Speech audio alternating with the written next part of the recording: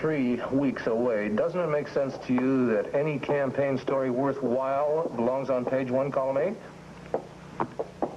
I don't care what the poll takers say. The only votes that count are the ones that the people cast on November 6th.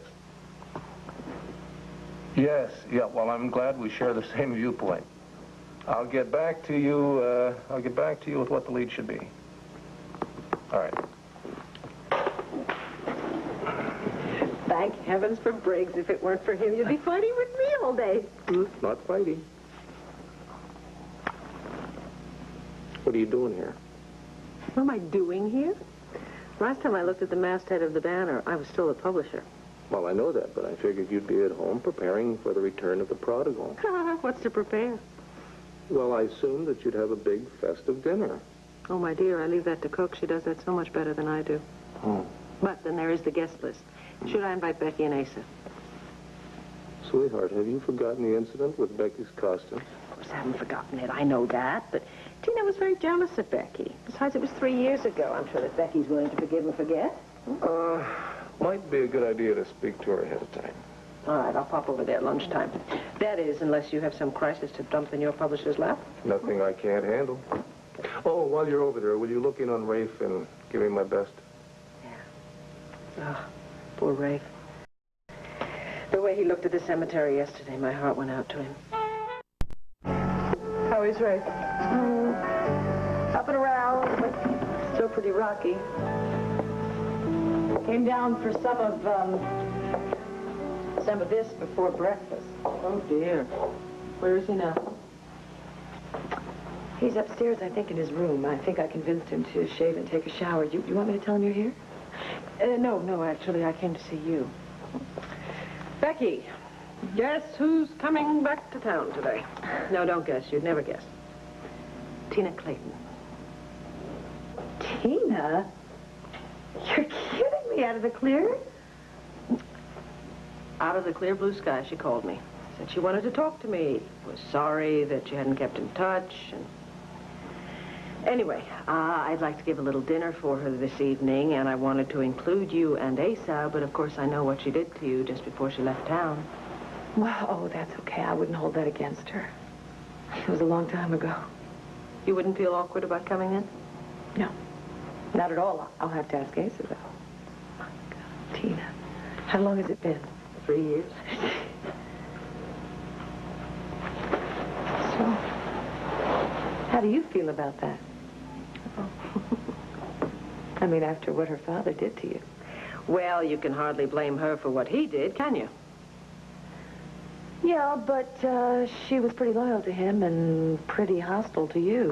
I know, but she was misled and duped. We all were a little bit, weren't we? I find that I'm looking forward to her visit a little bit. I think it'll give us both a chance to make amends. No, I mean, she's my ward, and I always did treat her like my daughter, so...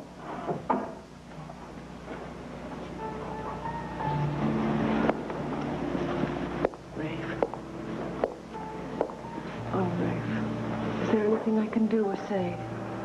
No, it's past words now, isn't it? Nothing anybody can do, except me. Why don't I get you some lunch? Whoever did this, I'm going to get them. It's a promise I made myself and Samantha. Now, if you ladies will excuse me.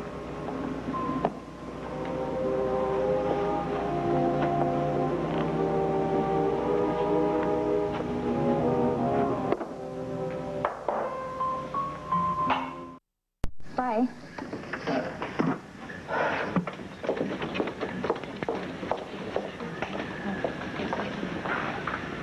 Tina? Oh, Tina, is that really you? Oh.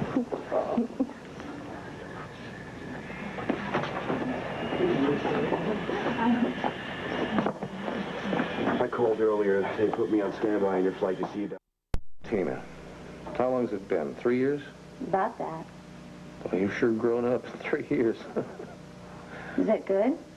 Well, I'd say so, wouldn't you, honey? Indeed, I would. I acted like a rotten kid, didn't I? Oh, honey, come on. There were mitigating circumstances. There was your father's death and all the things you found out about him. It's no excuse for the way I acted. That's the main reason I came back, to make it up to you and Clint and everybody. When we talked on the telephone, you gave me the impression you were just passing through. I guess I was keeping things open. I wasn't too sure of the reception I'd get. Oh, come on. Would you really take me back after everything that's happened? Honey, before your mother died, she asked me to look after you as if you were my own daughter. So if you want to stay for a while... Oh, yes. Oh, thank you. Thank you. Tina, it is so good to see you again. Well, it's good to see you, too. You back to stay now? We're going to leave that open-ended for now. I bet you wish you had the West Wing for her now, don't you? not at all. No, she's fine where she is, in the guest room down the hall from us. Yeah, it's okay, because I'm going to be moving out pretty soon myself. Getting married. Oh, yeah? Mm-hmm. Somebody I know? No, but you'll meet her soon. Oh. Where shall I put the luggage, madam? In the front guest room upstairs. Thank you, Harry. Very good. While he's doing that, why don't I show you the gardens? All righty? Excuse us. Okay. We've replanted it just a little bit. And of course, you missed the growing season, but the fall colors are so gorgeous.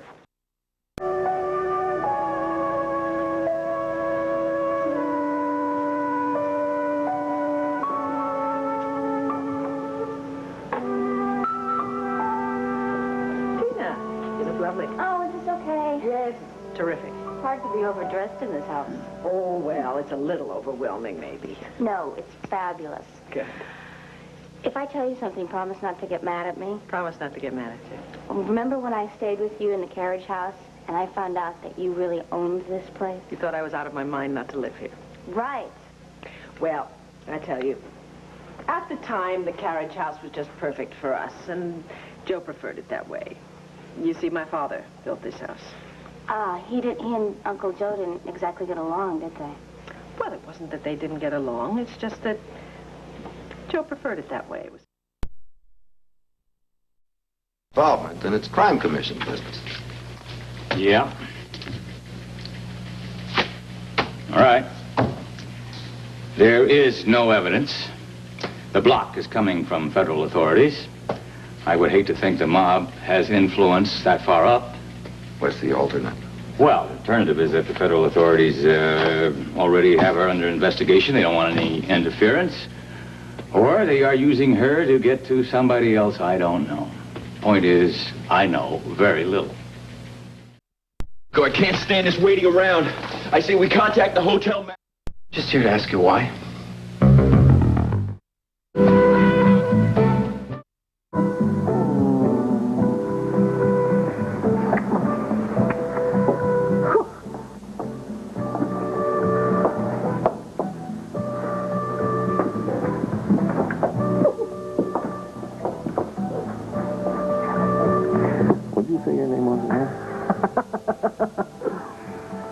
That's quite a greeting, since I just stopped by to see if you were free for lunch. In your bedroom or mine?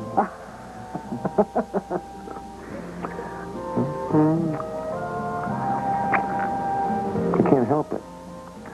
You walked through that door and I was smitten with an absolute love attack. Well, now isn't that nice? Yes, and then when you kissed me, it turned into rapacious desire. I know you're only supposed to get those romantic impulses after dinner when the kids are in bed, but I am free for lunch. I'm not. Not that way. I'm having lunch with Tina. Great. Back in town one day and already she's interfering in our lives. Oh. Teasing, honey, just teasing. Just teasing. I couldn't really leave my desk anyway. You sure you're teasing? Didn't sound like it. Well, I must admit I'm not quite as thrilled as you are that she showed up on the doorstep, but then I'm never been quite as forgiving as you have either. Sweetheart, come on. She was a very mixed-up child 3 years ago. I know, because of her father, but it turns out that Ted Clayton wasn't her father after all. I know. I find that very incredible. Irene and I had this whole discussion when she knew she was dying. She begged me to take care of her child, but they never bothered to tell me that the father of the child wasn't the father. You would think that kind of soul-cleansing confession would come out on a deathbed. Anyway, Tina is back, and Tina is going to stay until she finds out who her father is, and you're going to help her. I really do hear an edge in your voice.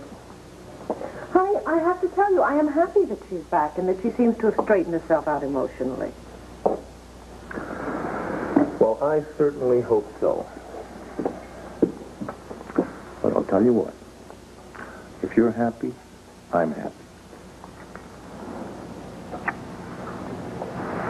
And if you can put up with my brother living with us at Llanview, then I guess I can put up with Tina living with us. Thank you.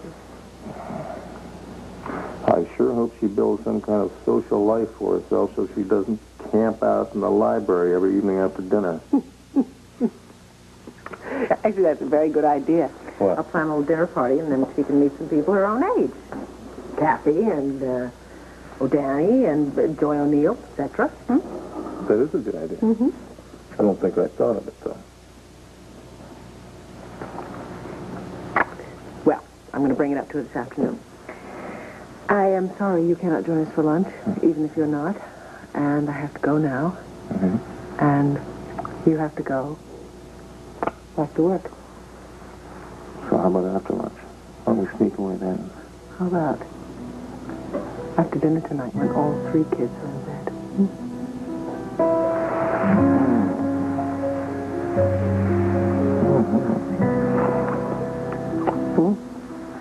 I think you just made this cowboy an offer he can't refuse. Bye-bye.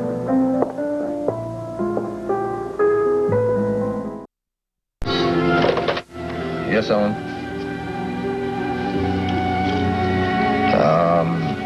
Yeah, send her in.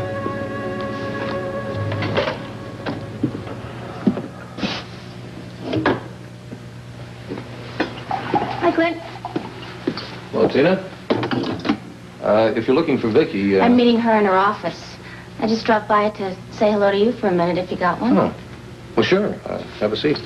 Care for some coffee? No, thank you. Viki told you what I'm doing in Llanview? Yeah, to find out who your father is, since it turns out Ted Clayton wasn't. I'm hoping that will make a difference to you. To me? Clint, I'm not blaming you, but you've been very cruel to me, and... No, wait a minute. I never blamed you for what Clayton did to Viki and put her through, but there were some problems that Clayton didn't cause. I was a mixed-up little girl who just lost her mother. And when someone came along who supposedly loved me and wanted to take care of me... All right, I can understand that. And I suppose it was just as rough on you as it was on the rest of us. I hope you've grown past it. I have. Great. Forgive me? If you're asking me, will I give you another chance? Of course. Good. Oh, Clint, I can come back, Clint. No. Come on in. Say hello to somebody you used to know. Ah, Hi. Tina, yes, I heard you were coming back to town. How are you? Good. What you been doing the last few years? Business school. I am now a highly qualified executive secretary. Ah, well, good for you. Clint, I just wanted to tell you there's nothing new to report on Marco's efforts so far. Marco Dane? How is he? The same. Perpetually the same. Are you and Marco still together? No. We went the way of most relationships these days, sort of straight to the end with very little middle. I'm sorry. Oh, no need to be. Excuse me, ladies. Edwina, do you know if Marco at least has some kind of a lead on the person he's investigating? Yes, we should know some more by tonight. You gave Marco Dane a job on the Banner? Not exactly. Tina, it's not really something I can go into, but Marco is helping out the police on a certain matter, and we're trying to get the exclusive on it. Well, I didn't mean to pry. I'm sorry. It's just investigations have become fascinating to me. I was even thinking of going into journalism myself. Do you have any more openings for investigative reporters? Well, around here right now, I don't have any openings. Wait a minute, unless you'd like to help Viki do some research for the 50th anniversary issue. I don't think that's really for me. After I have lunch with Viki, I'll pick up a copy of the Banner and look through their classifieds, and maybe I'll come up with something a little more challenging. Challenging. Well, best of luck. Meanwhile, I'll see you this evening at the house. Okay. You seen you around? Yes, nice to see you again. Bye.